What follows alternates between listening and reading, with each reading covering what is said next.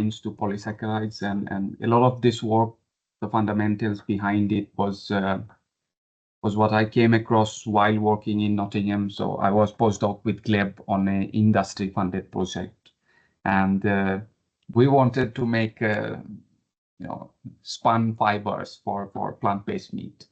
While doing some of that work, I discovered some of the stuff where water binds to polysaccharides, and we think this leads to changes in polysaccharide conformation and eventually pulp viscoelastic behavior.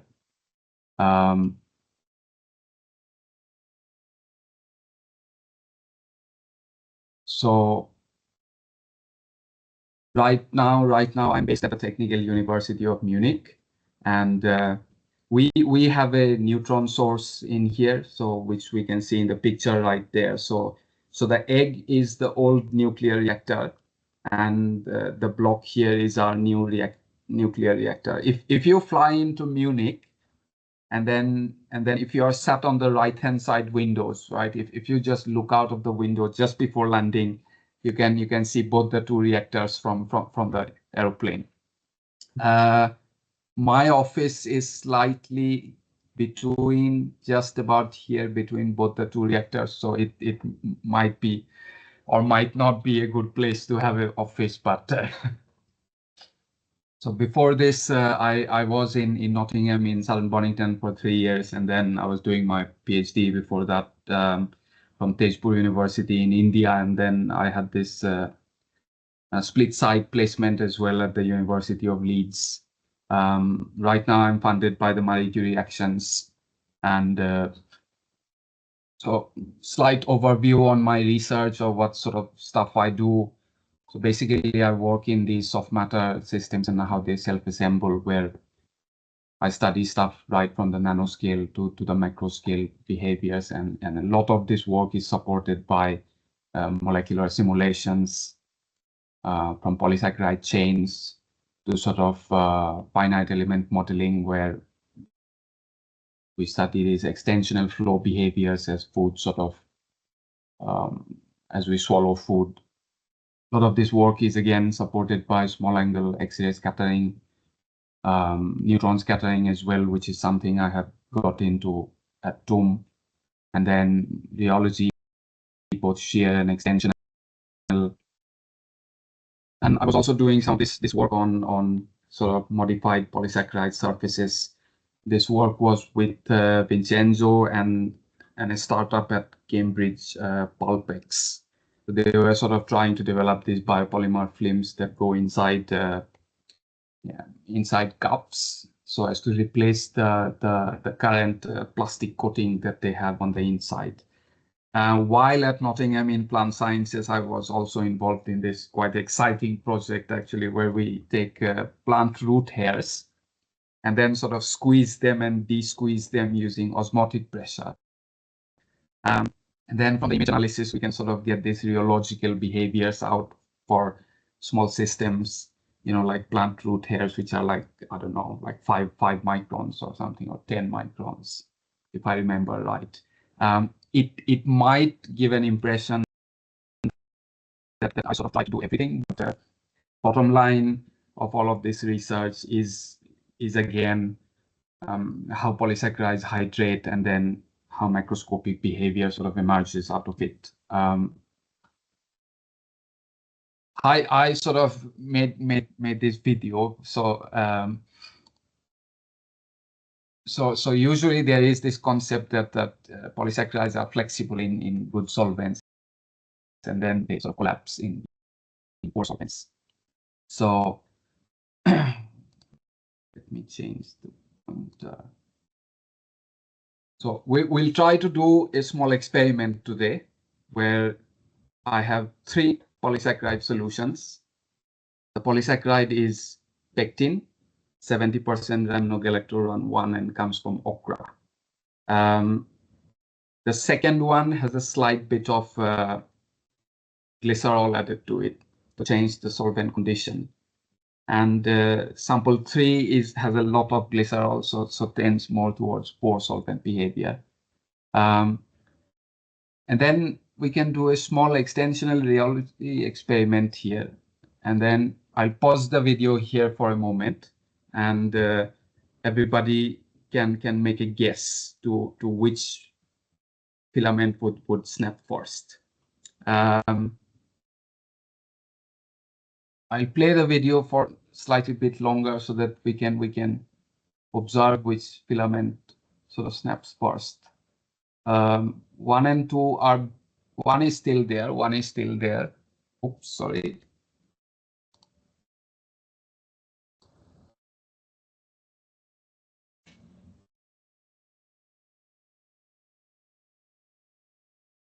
So first, the filament 3 breaks, then filament 1, and then filament 2 sort of survives the longest. This goes slightly against this concept that a polymer would actually collapse in a poor solvent, because as we go from 1, 2 to 3, the solvent quality decreases.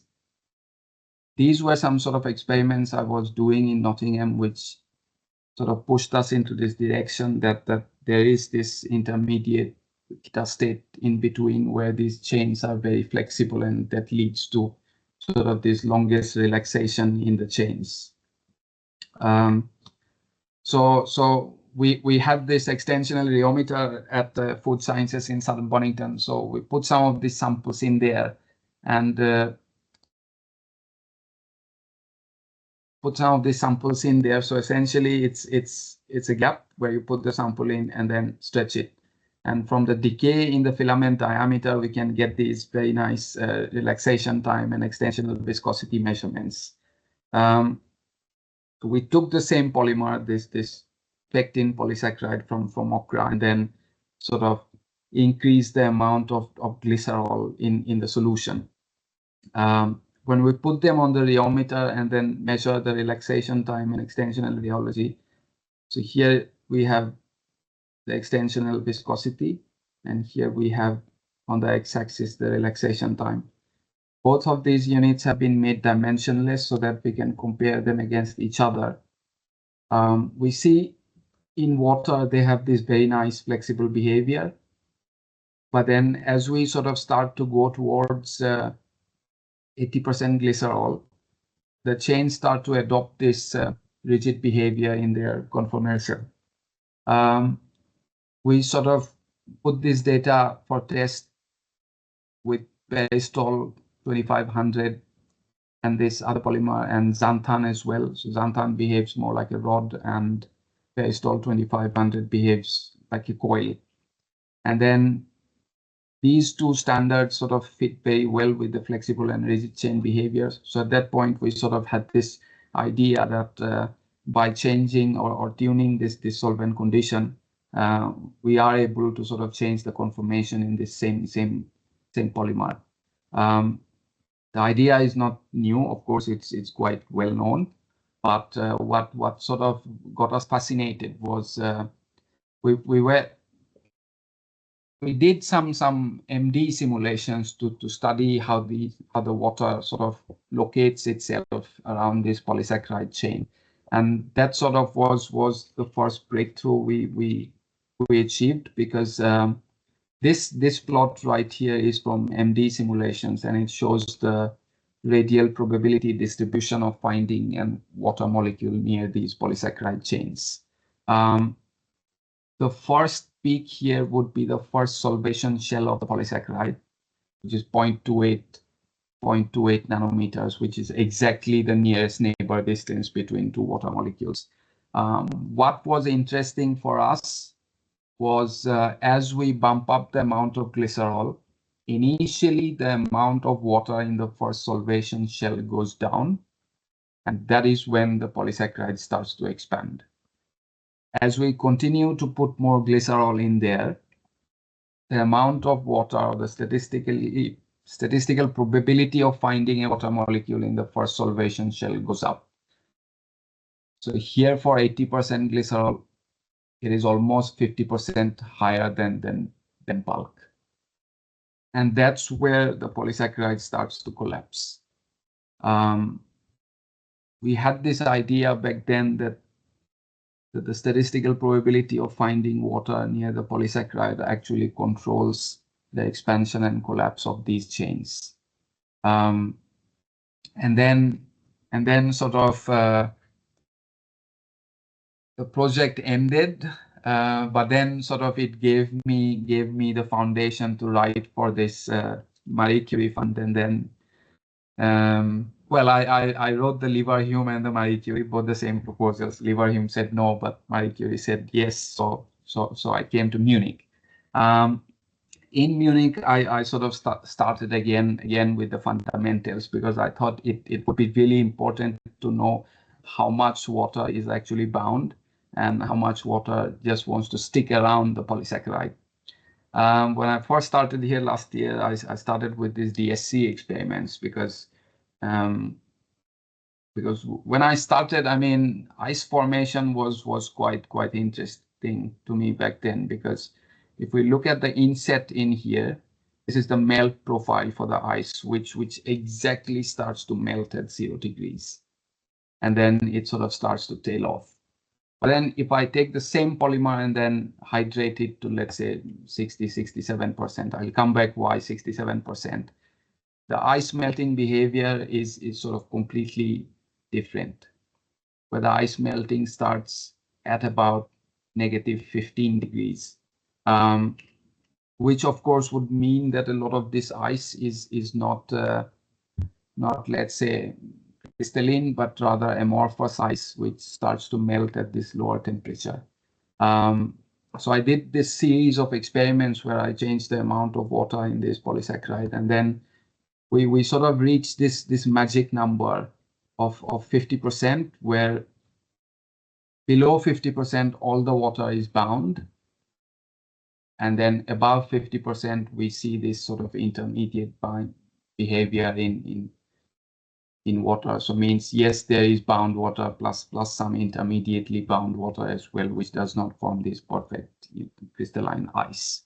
Why I say 50% is this magic number, because I know some other guys who done this with mucins, and then they find this 50% number as well, or 51% to be exact, where this bound and intermediately bound behavior is observed. So following this, I did some other experiments where I take sort of just the solvent, water glycerol, and then water glycerol plus this pectin. So this system on the right is about at 67% or 70% hydration. Yes, the enthalpies are very close, but since the first solvation shell, the volume would be very small as well, I believe, because the distance is only 0.28 nanometers. What was interesting is that just if we are looking only at the solvent, we can see this sort of upward trend. And then if we have pectin in the same solvent, we see this downward trend in the enthalpy, meaning what I sort of interpret from that is at 80% glycerol in the systems, the system would need sort of less energy to melt, because I guess a lot of the water is in this intermediately bound space where it is squeezed between the polysaccharide and this bulk water glycerol. But the behavior is totally opposite when the pectin is not there. So this sort of gave us slight bit of gave me slight bit of early indications that what we saw in simulations back at Nottingham, we have some sort of experimental proof towards it. The only problem is that these energies, the delta of these energies is very small. So probably reviewers would not be very happy with that. I don't know, but we'll see.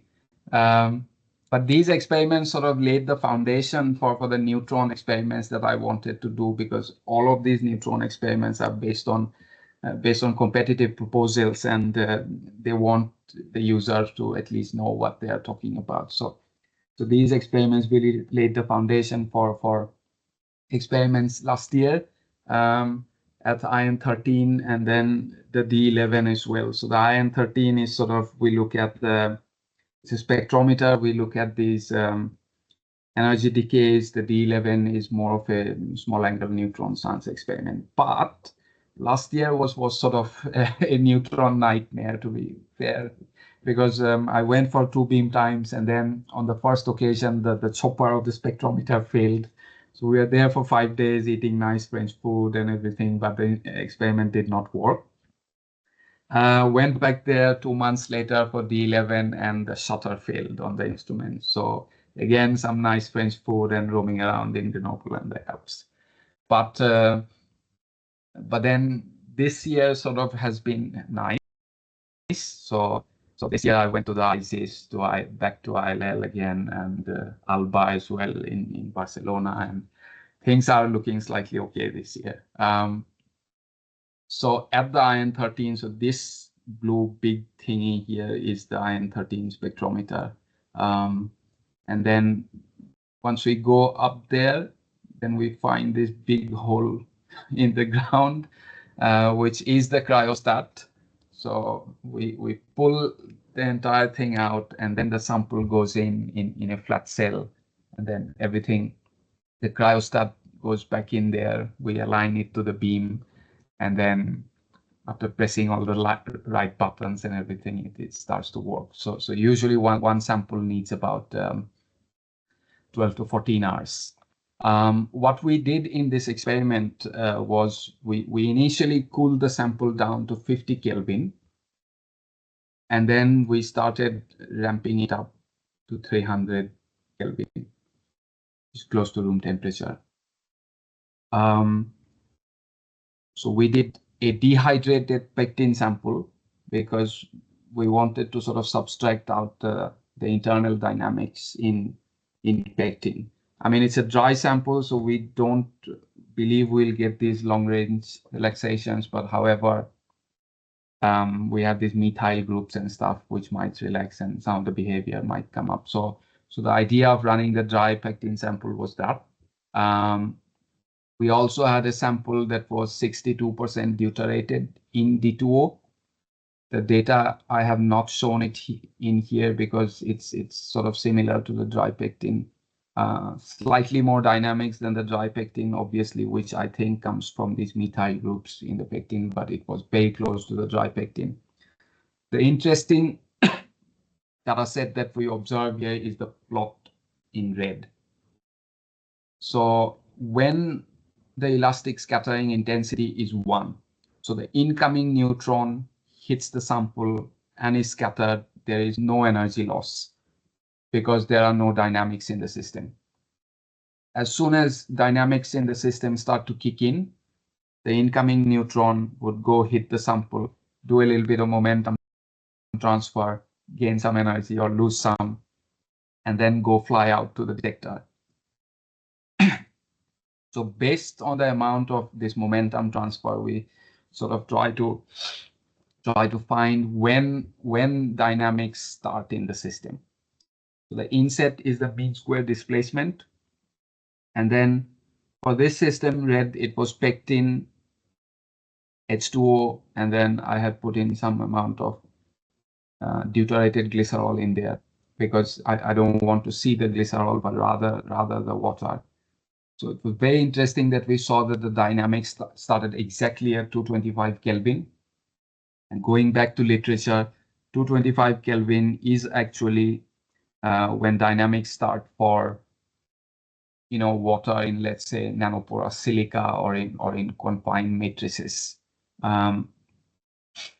Because the water obviously cannot form these nice crystalline ice, and they are more sort of amorphous. I think it's called stack disordered ice, if I'm not wrong. So what I infer from this is that we have the polysaccharide, we have this bulk water glycerol, but then the bulk water glycerol sort of seeps out this water molecule, which sort of starts to collect at the first solvation shell. At this solvation shell, these water molecules cannot form these tetrahedron sort of ice because it's so confined in there. So therefore, it just starts with the rotational movement. If it formed the tetrahedron, then the rotation movement would be restricted. But in this very narrow sort of confinement, they start the rotational movement at 225 Kelvin, sort of giving me slight bit of these early indications that what we saw in the simulations actually happen in real life as well. So some more experiments were built on top of this. So then sort of I got this lucky streak that the proposal at ISIS was accepted as well as Harwell. So that's the spectrometer at Harwell behind me. And again, the cryostat is slightly much more better or ergonomic at ISIS. So we don't need to go down into the hole, rather things can be done standing up. Downside is that the food is not very great at ISIS. So so this is where the sample went in again. This time we had slightly bit more information because of this I.L.L experiment and the DSC we done.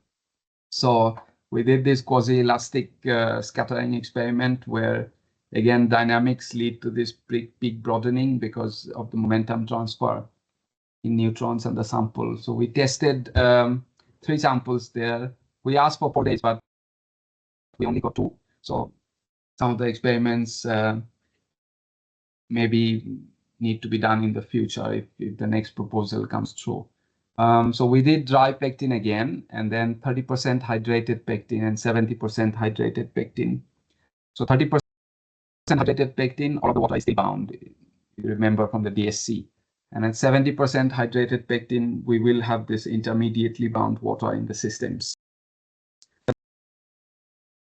So the shortening showed us similar things because the red here is 30% hydrated pectin, which sort of almost overlaps the black plot in here.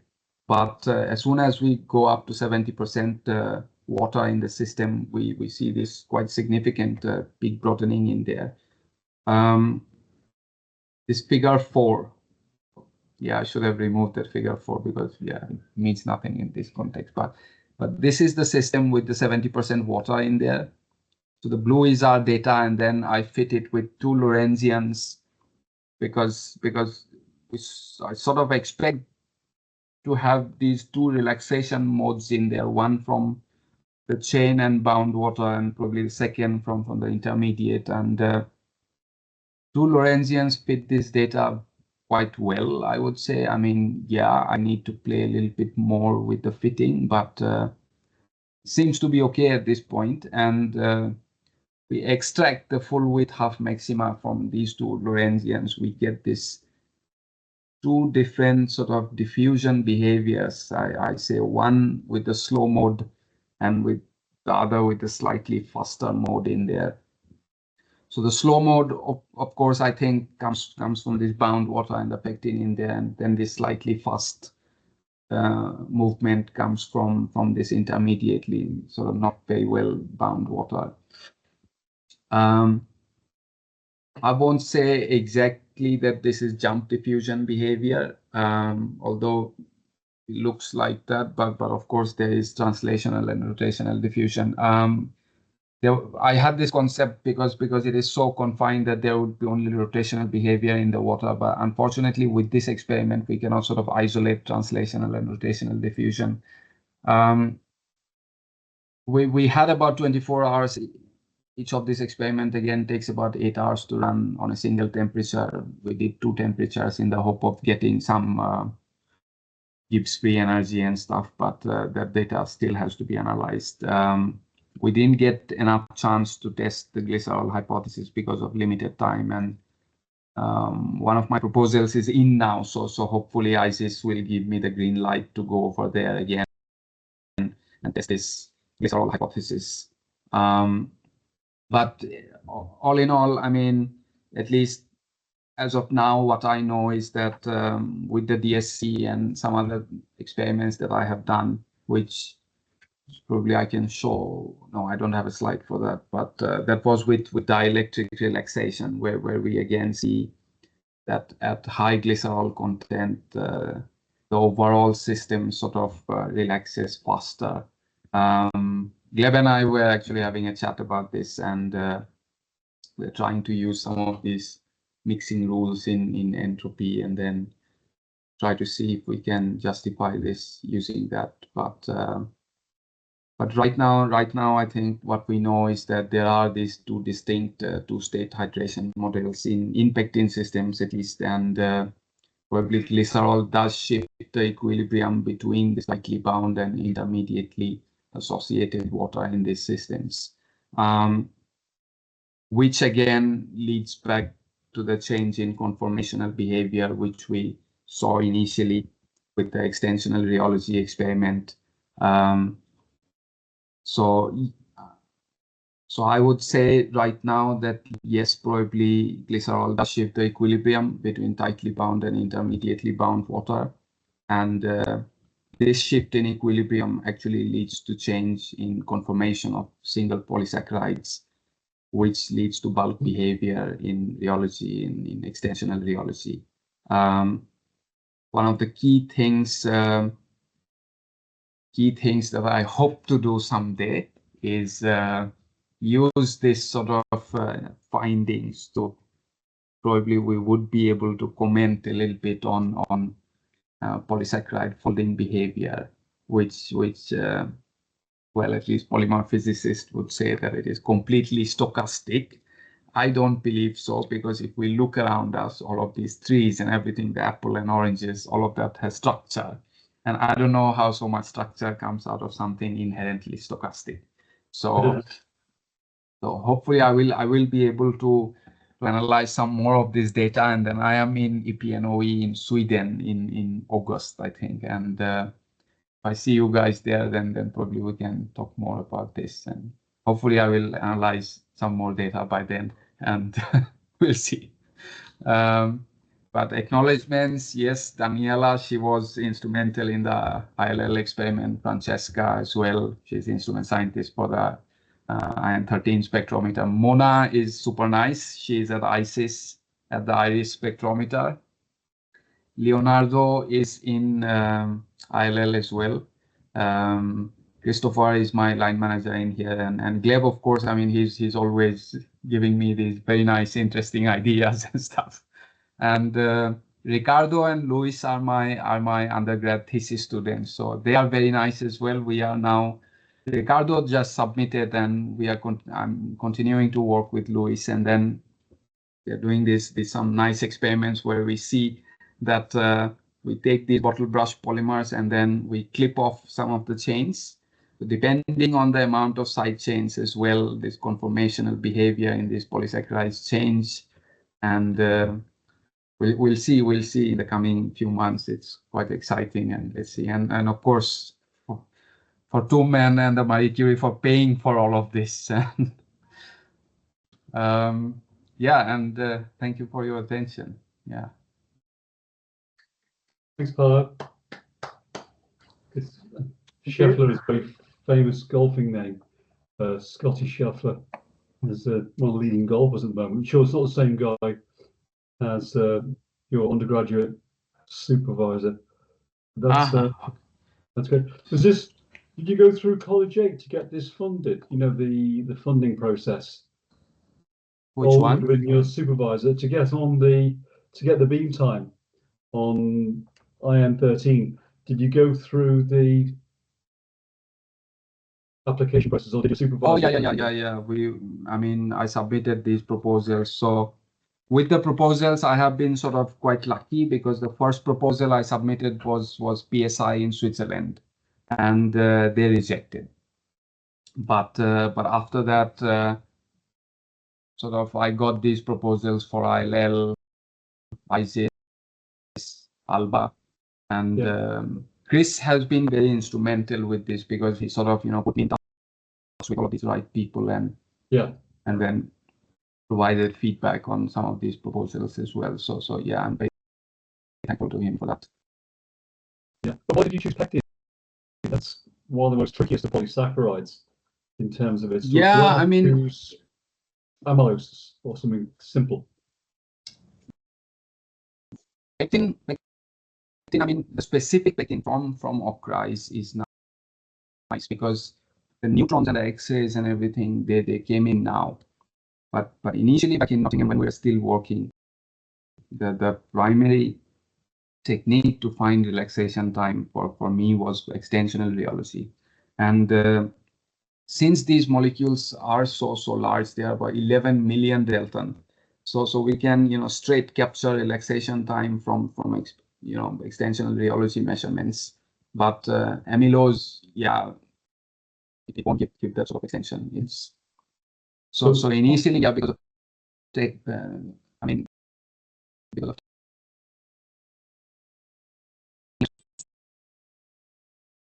these things, and as I was saying, I'm doing research to this is clipping of side chains also sort of changes viscoelastic behavior. So I think it's good to me. I mean, it's I can tell these wonderful regions for the benefit of the MRS students called hairy regions, which play an important role, especially in terms of the therapeutic properties. I didn't know opera effecting was 11 million molecular weight. That's amazing. Oh yeah. Yeah. I mean, I'll tell you a trick. I'll tell you. With opera, very high molecular weight. That's Pallab where it got his opera effect. I extract my pectin myself. And then hot water, or did you use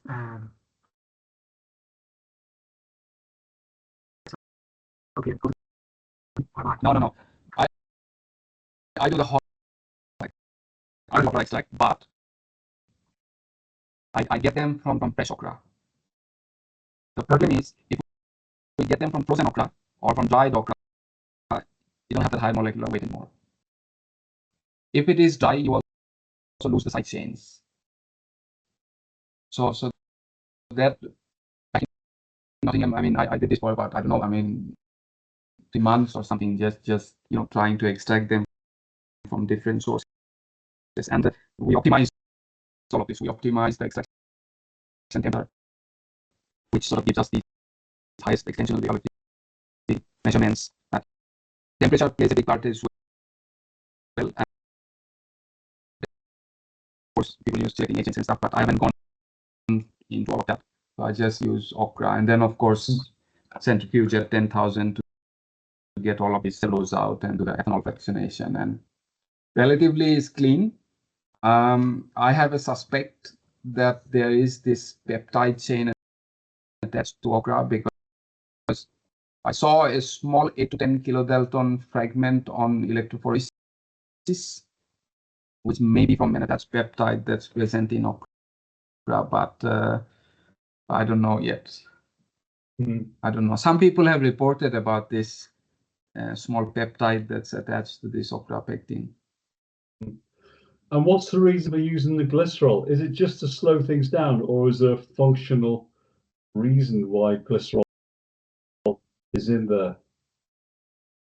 Initially, glycerol was nice to start with because a lot of people have worked on water glycerol systems already.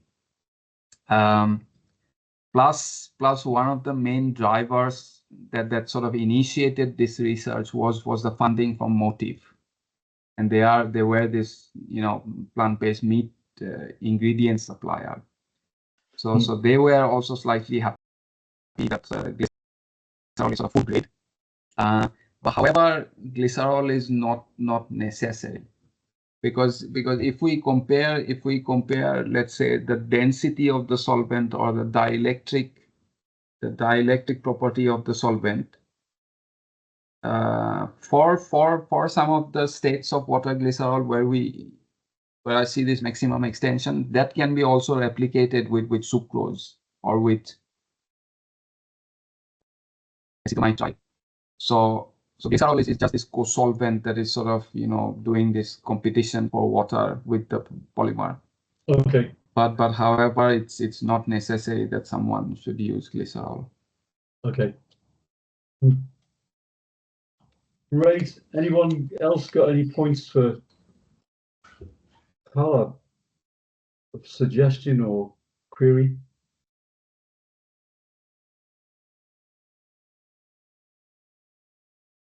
I guess you've got publications on this. Ruth's got one. Go on. Oh no! Oh dear, gosh, that's a bit. Just every time, I think I've heard this several times, and every time I hear it, I understand it just a little bit more. I think you're very clever.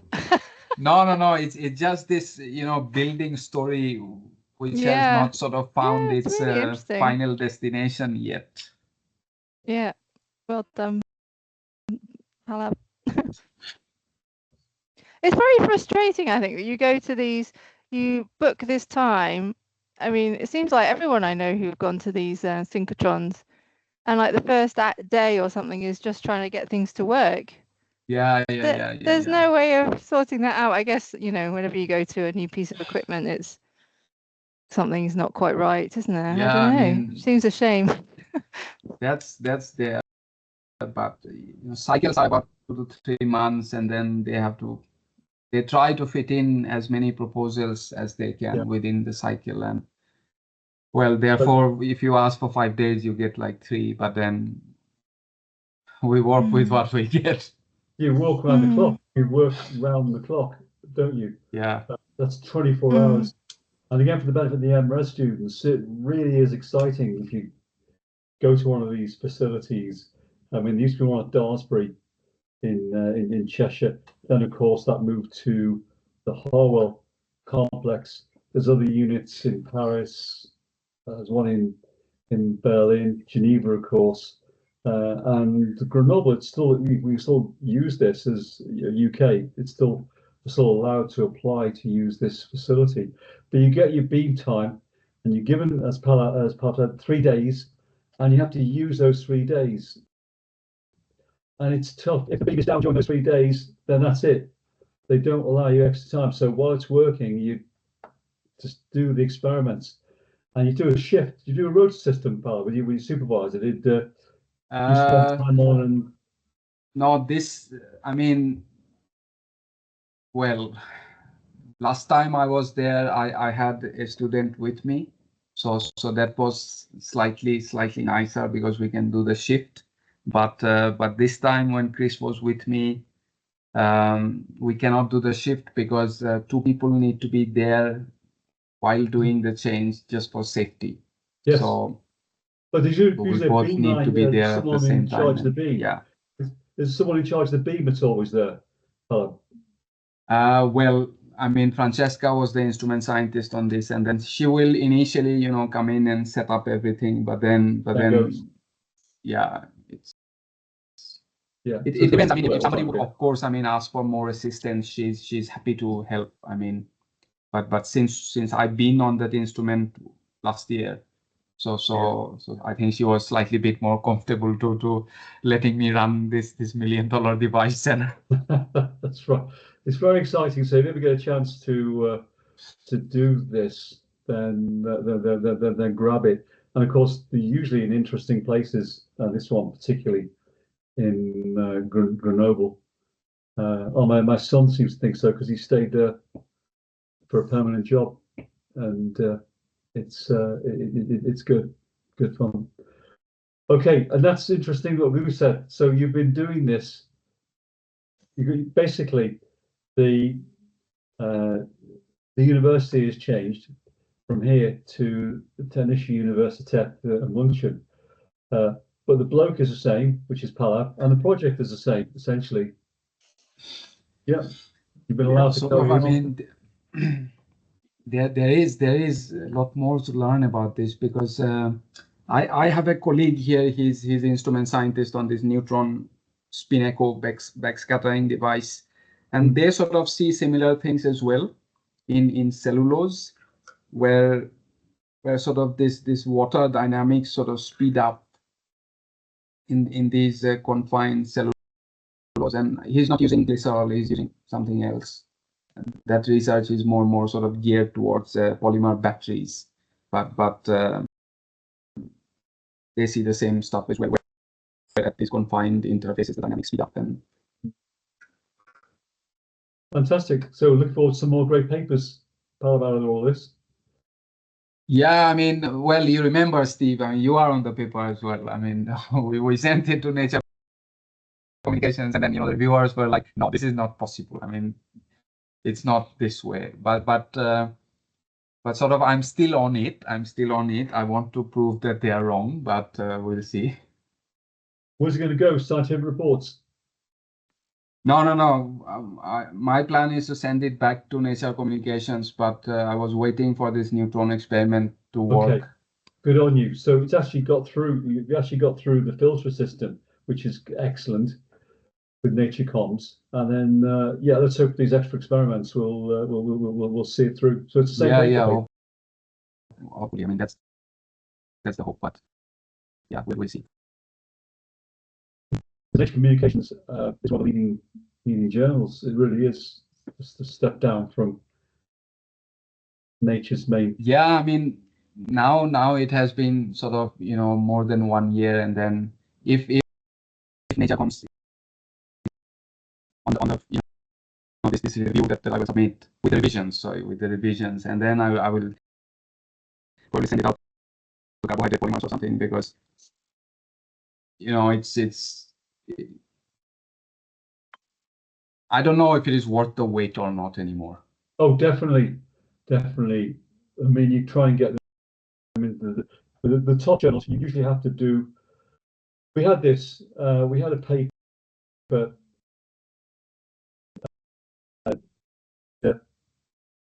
Biotechnology, it wasn't Nature Communications. The Nature Biotechnology's got an impact factor. It's like 45. It's higher than Nature itself. And Professor Graham Seymour, you know Graham Seymour at all? Yeah, I remember. Yeah, he was a former postdoc, actually. But he led one of the teams working on the tomatoes. Yeah, the tomato genome project. Yeah. And carrying on the great work of Don Grierson, essentially, into working out the processes involved in not just in the rotting of the pectin, which forms your tomatoes go rotten when they go ripe, because the pectins basically degrade, the pectinases operate, and by using antisense technology, they're able to knock out the genes responsible for the so the pectin the tomatoes stayed firm, but it still tasted rotten, unfortunately. So that was part 2, to try and work out the taste changes, the rotting, as well as the pectin structure, and that was part of Graham. And that paper was submitted to Nature, not Communications, but Nature Biotechnology. And Graham stuck it out there. He came back with you got these top journals, a whole pile of things you have to do. From I don't know how many referees. How many referees did you get, Pallab? I think 4 or 5. Yeah, not 4 that or 5. many. Each of them with their own little 5, bubbles and things. But it's worth it. If you can answer their queries to a reasonable degree, then you get the paper accepted in top-ranked journal, lots of sites, high impact factors and things. So 100% worth it, Pallab. Yeah, we'll see how they respond to the revisions, and then. And you make sure your name is first on that list, of course. Yeah. You're on it as well. Yeah, but right in the middle, in the no consequence group, that's. No. I mean, Steve was very instrumental in this work as well. Again, for the MRS students, if you ever see a paper with loads of authors, the key ones are the ones at the beginning, and the ones at the end. Bye, Tony. Gordon. Yes, in general, yeah. I've got to go now, I'm afraid. Right, guys, Okay. Thanks for your call, Pallab. Thanks, everybody. Once again, thanks, Thank you. Have a nice evening. Thank you. Yeah, well done, Pallab. Thanks very much. Has anybody else Thank you. got any comments they want to make before we disappear? Just to say, there will be a session when all the MRAS students will be giving short presentations to the NCMH group. This is nothing to do with the assessments at the end of in September, but you'll get a chance to do short presentations as part of practice, I suppose, when you give your dissertation presentation in September. So that will happen sometime late July, I would think. And next week I'm away. I'm on jury service, I'm afraid. So I'm accepting bribes now. Anyone knows the Oops. This is recorded, isn't it? Shouldn't say that. Right. So I'll be for the group here. I'll be in first thing in the morning and last thing, but not during the daytime because of these this court case. I'm the jury. Well. I'm jury, not the accused. I'm jury. All right. Yeah. Well, I hope you're chosen. You don't sit in the room all the time, or Yeah. maybe you do want to sit in the room all the time. Ruth, do you fancy giving a presentation of time? A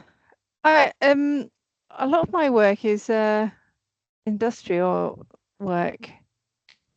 Confidential. Yeah.